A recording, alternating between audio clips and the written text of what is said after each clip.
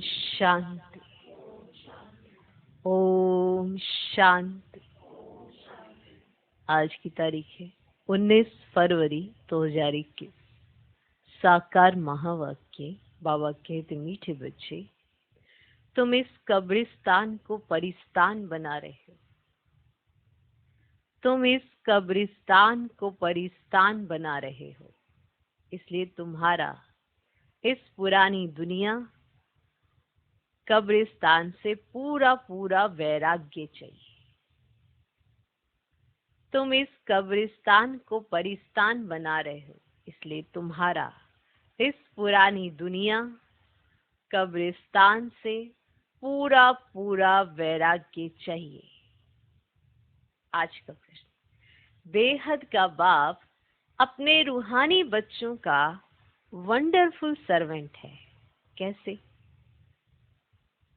बेहद का बाप अपने रूहानी बच्चों का वंडरफुल सर्वेंट है, कैसे? उत्तर, बाबा कहते, बच्चे, मैं तुम्हारा धोबी हूं। तुम आत्माओं के तो क्या, सारी दुनिया के छीछी गंदे वस्त्र सेकंड में साफ कर देता हूं। तुम बच्चों के तो क्या, सारी दुनिया के छीछी गंदे वस्त्र सेकंड में साफ कर देता हूं। बाबा कहते, बच्चे, मैं तुम्हारा धोबी हूं।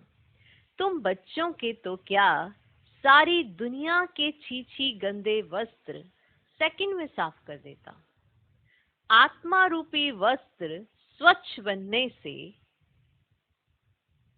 शरीर भी शुद्ध मिलता है।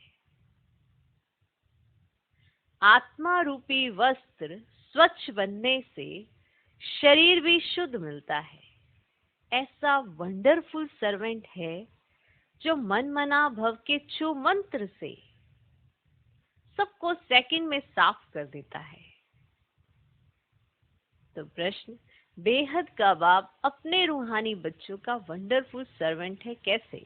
उत्तर, बाबा कहते, बच्चे, मैं तुम्हारा धोबी हूं। तुम बच्चों के तो क्या, सारी दुनिया के छीछी गंदे वस्त्र सेकंड में साफ कर देता हूं। आत्मा रूपी वस्त्र स्वच्छ बनने से शरीर भी शुद्ध मिलता है। ऐसा वंडरफुल सर्वेंट है जो मन मना भव के छू मंत्र से सबको सेकंड में साफ कर देता है। ओम शांति। ओम शांति का अर्थ बच्चों को बाप ने समझाया है। अहम आत्मा का स्वधर्म है शांत। शांति धाम जाने के लिए कोई पुरुषार्थ नहीं करना पड़ता है। आत्मा स्वयं शांत स्वरूप शांति धाम में रहने वाली है। हाँ, थोड़ा समय शांत रह सकती है। आत्मा कहती है, मैं कर्मेंद्रियों के बोझ से थक गई हूँ। मैं अपने स्वधर्म में टिक जाती हूँ, शरीर से अलग हो जाती हूँ, परंतु कर्म तो करना ही है। शांति में कहाँ तक बैठे रहेंगे? आत्मा कहती है, हम शांति देश के रहवासी हैं। सिर्फ यहाँ शरीर में आने से मैं टोकी बना हूँ। किसने कहा? आत्मा ने। अहम आत्मा अविनाशी, मम शरीर है विनाशी। आत्मा पावन और पतित बनती है।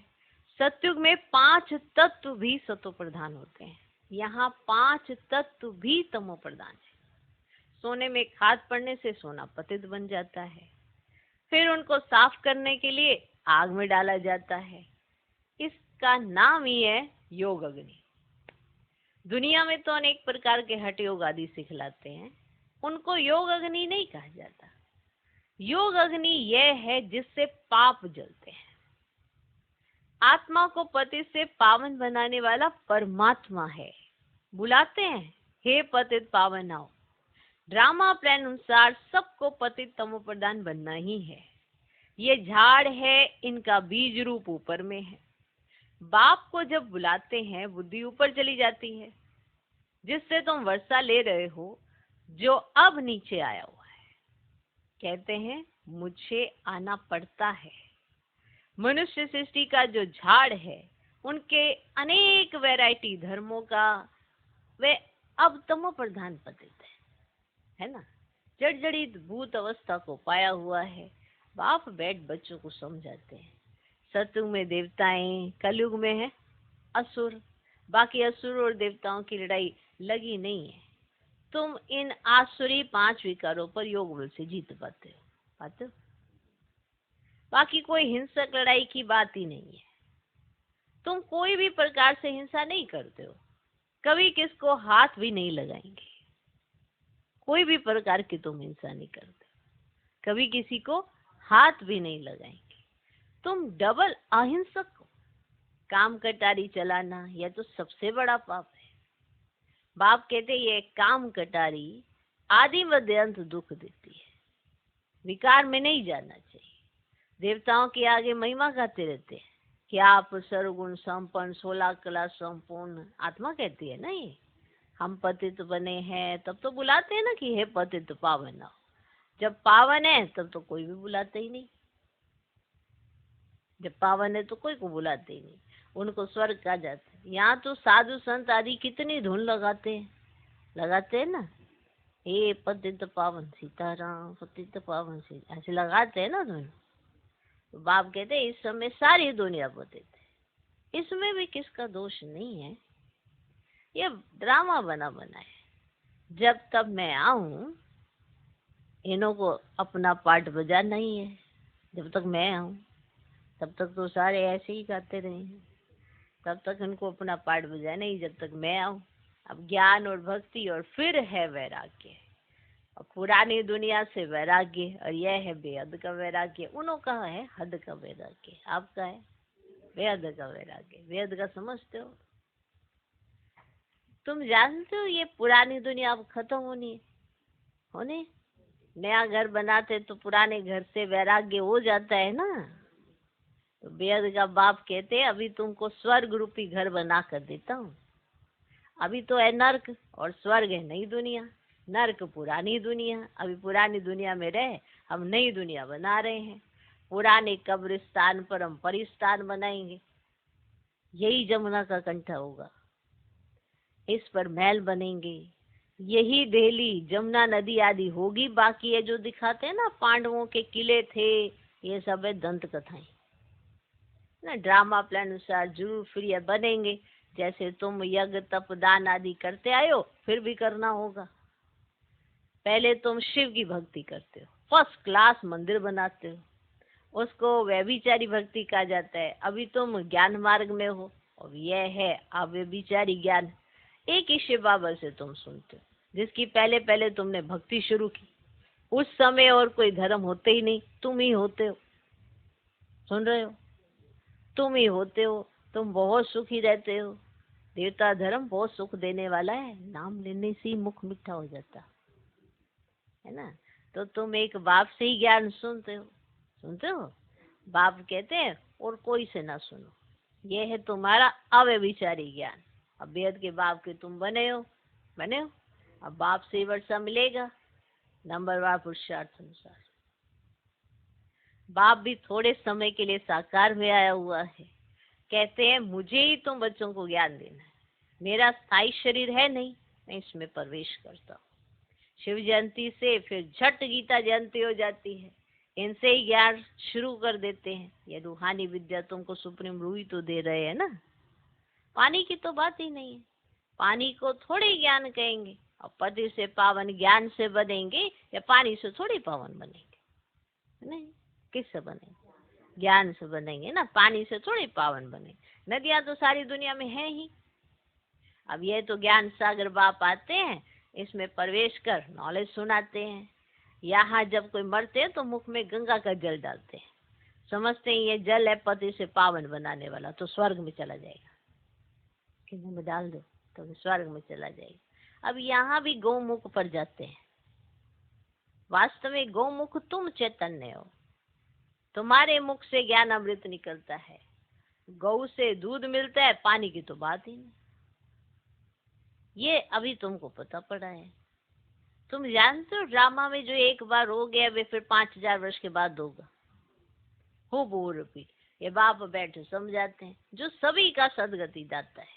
अभी तो सब दुर्गति में पड़े हैं, आगे तुम नहीं जानते थे कि रावण को क्यों जलाते हैं, पता था नहीं ना।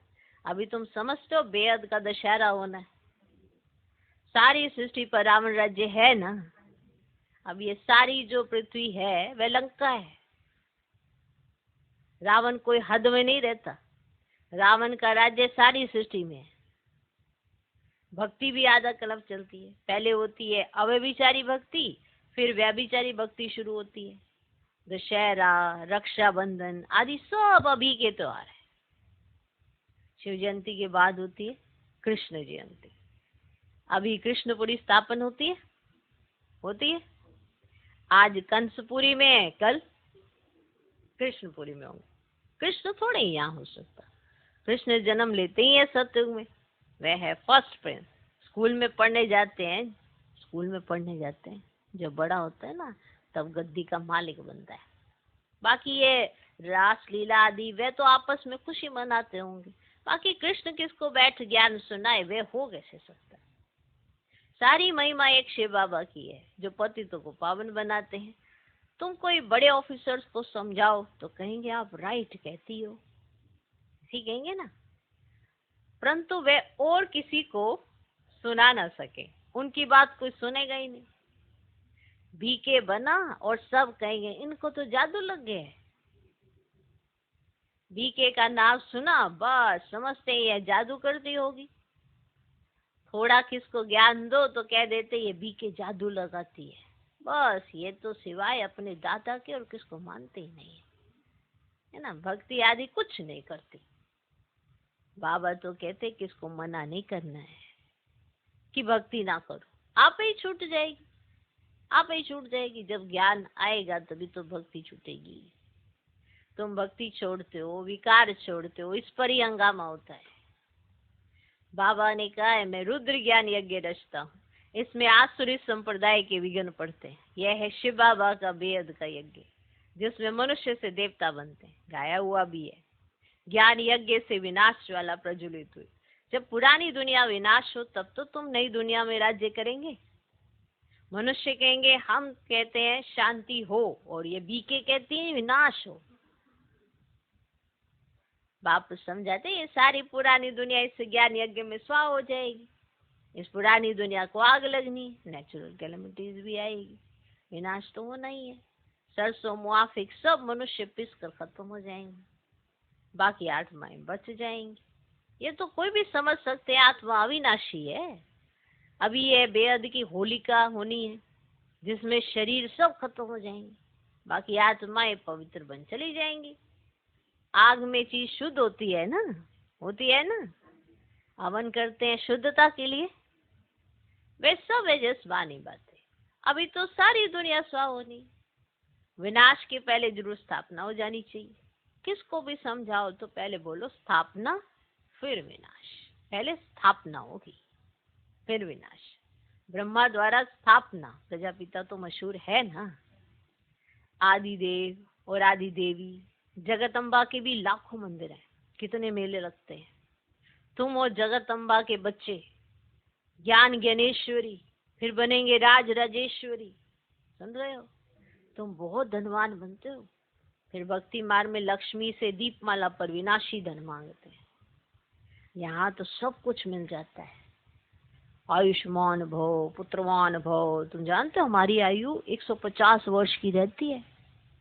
बाप कहते जितना योग लगाएंगे ना उतनी आयु बढ़ती जाएगी। तुम ईश्वर से योग लगाकर योगेश्वर बनते हो। क्या योगेश्वर? मनुष्य तो है भोगेश्वर और तुम हो योगेश्वर। मनुष्य तो है भोगेश्वर, भोगे है ना। कहा भी जाता है ना, विकारी मूत पलिती कपड़ धोए। बाप कहते हैं मुझे धोबी भी कहते हैं। क्या धोबी? मैं सब आत्माओं को आकर साफ करता हूँ, फिर शरीर भी नया शुद्ध मिलेगा। बाप कहते हैं मैं सेकंड में सारी दुनिया के कपड़े साफ कर देता हूँ। सिर्फ मन मना भाव होने से आत्मा शरीर पवित्र बन जाएंगे। छू मंत्र है ना, सेकंड में जीवन मुक्ति। कितना सहज उपाय है। बाप को याद करो तो पावन बन जाएंगे। चलते फिरते सिर्फ बाप को याद करो, और जरा भी तकलीफ तुमको नहीं देता, जरा सी भी तकलीफ तुमको नहीं देता। सिर्फ याद करना है। अभी तुम्हारी एक एक सेकंड में चढ़ती कला होती है। बाप कहते मैं तुम बच्चों का सर्वेंट बनाया हूँ, तुमने बुलाया ही है, हे पतित पावन नाओ आकर हमको पावन बनो, ऐसे ही तो बुलाया ना। अच्छा बच्चे आया हूँ तो सर्वेंट हुआ ना। जब तुम बहुत पतित बने हो तब ही जोर से चिल्लाते हो, अब मैं आया हूँ, मैं कल्प कल्प आकर तुम बच्चों को ये मंत्र देता हूँ, मुझे याद करो तो तुम पावन बन जाएंगे। मन मना भव का अर्थ भी है, मन मना भव, मध्यजी भव, अर्थात बाप को याद करो तो विष्णुपुरी के मालिक बन जाएंगे। तुम आई हो विष्णुपुरी का राज्य लेने, ही लेने आए हो ना। अब रावणपुरी के बाद है विष्णुपुरी, कंसपुरी के बाद कृष्णपुरी। कितना सहज समझाया जाता है। बाप कहते हैं इस पुरानी दुनिया से ममत्व मिटा दो। अभी हमने 84 जन्म पूरे किए, ये पुराना चोला छोड़कर हम जाएंगे नई दुनिया में। अब याद से ही तुम्हारे पाप कटते जाएंगे। इतनी हिम्मत करनी चाहिए। वह तो ब्रह्म को याद करते हैं, समझते ब्रह्म में लीन हो जाएंगे, परंतु ब्रह्म तो है रहने का स्थान। वो लोग तपस्या में बैठ जाते हैं, बस हम ब्रह्म में जाकर लीन हो जाएंगे, परंतु वापस तो कोई जा ही नहीं सकते। ब्रह्म से योग लगाने से पावन तो बनेंगे ही नहीं, एक भी जा ना सके। पुनर्जन्म तो लेना ही है। बाबा अगर सच बतलाते हैं, सचखंड सच्चा बाबा स्थापन करते हैं, रावण आकर झूठ खंड बनाते हैं। अब यह है संगम युग। इस समय तुम उत्तम से उत्तम बनते हो, इसलिए इनको पुरुषोत्तम कहा जाता है। तुम कोड़ी से हीरे जैसा बनते हो, यह है ना बेहद की बात। उत्तम से उत्तम मनुष्य हैं देवताएं, तो अभी पुरुषोत्तम संगम युग पर तुम बैठे हो। तुमको पुरुषोत्तम बनाने वाला है ऊंच से ऊंच बाप, ऊंच से ऊंच स्वर्ग का वर्षा तुमको देते हैं। फिर ये तुम भूलते क्यों हो? भूलते क्यों? बाप कहते हैं मुझे याद करो, बच्चे कहते बाबा कृपा करो तो हम भूले नहीं। यह कैसे हो सकता? बाबा के डायरेक्शन पर चलना है ना। बाप कहते हैं मुझे याद करो तो तुम पति से पावन बन जाएंगे। राय पर चलो ना, बाकी आशीर्वाद क्या करूं? अच्छा, मीठे मीठे सिकिला दे बच्चों पर माता पिता बाप दादा का याद प्यार और गुड मॉर्निंग। रूहानी बाप की रूहानी बच्चों को नमस्ते। हम रूहानी बच्चों की भी रूहानी बाप को नमस्ते नमस्ते नमस्ते। Good morning good morning good morning. धारणा के लिए मुख्य साथ पहला पॉइंट, बाप के हर डायरेक्शन पर चलकर स्वयं को कोड़ी से हीरे जैसा बनाना है। बाप के हर डायरेक्शन पर चलकर स्वयं को कोड़ी से हीरे जैसा बनाना है। एक बाप की याद में रह स्वयं के वस्त्रों को स्वच्छ बनाना है। बाप के हर डायरेक्शन पर चलकर स्वयं को कोड़ी से हीरे जैसा बनाना है। एक बाप की याद में रह स्वयं के वस्त्रों को स्वच्छ बनाना है। दूसरा पॉइंट, अब नए घर में चलना है। अब नए घर में चलना है, इसलिए इस पुराने घर से बेहद का वैराग्य रखना है। अब नए घर में चलना है, इसलिए इस पुराने घर से बेहद का वैराग्य रखना है। नशा रहे कि इस पुराने कब्रिस्तान पर हम परिस्तान बनाएंगे। नशा रहे कि इस पुराने कब्रिस्तान पर हम परिस्तान बनाएंगे। अब नए घर में चलना है, इसलिए इस पुराने घर से बेहद का वैराग्य रखना है। नशा रहे कि इस पुराने कब्रिस्तान पर हम परिस्तान बनाएंगे। आज का वरदान, संगम युग के श्रेष्ठ चित्र को सामने रख भविष्य का दर्शन करने वाले त्रिकालदर्शी भव। संगम युग के श्रेष्ठ चित्र को सामने रख भविष्य का दर्शन करने वाले त्रिकालदर्शी भव। भविष्य के पहले सर्व प्राप्तियों का अनुभव आप संगम युगी ब्राह्मण करते हो। अभी डबल ताज तख्त तिलकधारी सर्व अधिकारी मूर्त बनते हो। भविष्य में तो गोल्डन स्पून होगा, लेकिन अभी हीरे तुल्य बन जाते हो। जीवन ही हीरा बन जाता है। वहां सोने हीरे के झूले में झूलेंगे, यहाँ बाप दादा की गोदी में अतीन्द्रिय सुख के झूले में झूलते हो, है ना। वहां सोने के हीरे के झूले तो होंगे, यहाँ पर आप बाप दादा की गोदी में अतीन्द्रिय सुख के झूले में झूलते हो।